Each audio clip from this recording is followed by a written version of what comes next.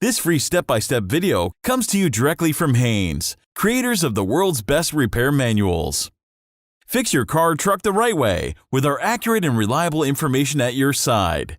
You can complete more than 200 jobs on this vehicle when you purchase the complete online manual at Haynes.com.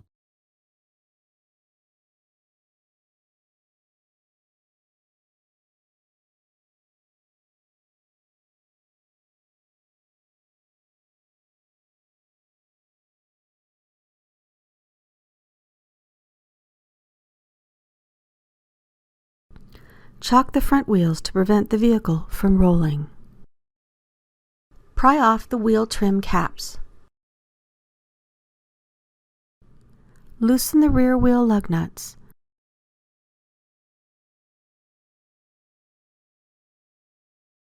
Then raise the rear of the car and support it on jack stands.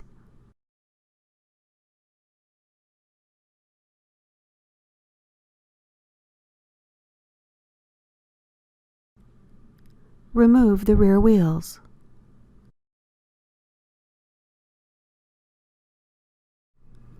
Support the rear axle beam with a floor jack placed under the coil spring pocket.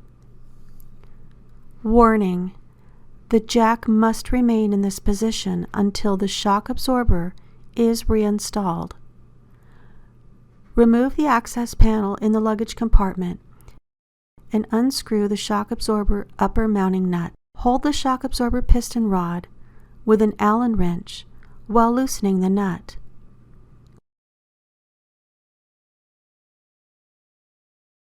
Also remove the washer and mounting cushion. Unscrew the shock absorber lower mounting bolt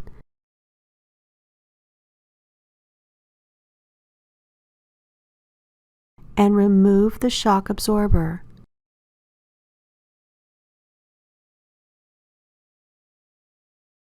Install the shock absorber into the upper mounting area in the fender well, making sure that the mounting cushions and upper washer are properly installed on the piston rod. Note: the lower mounting cushion should be installed on the piston rod with the conical side facing down toward the shock absorber.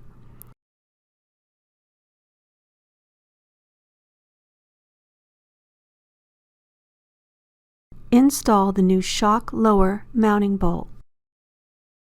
The upper mounting cushion should be installed with the conical side facing up, and the washer is installed with the concave side against the cushion.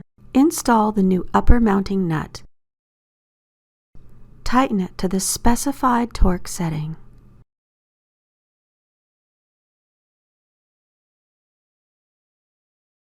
Install the access trim panel. Raise the floor jack to simulate normal ride height. Then tighten the new lower mounting bolt to the specified torque setting. Remove the floor jack. Install the rear wheels and lug nuts.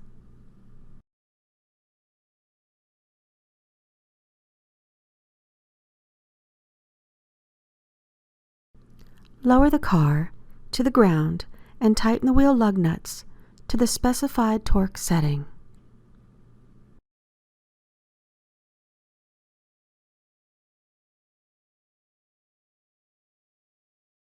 Install the wheel trim caps. Unblock the wheels.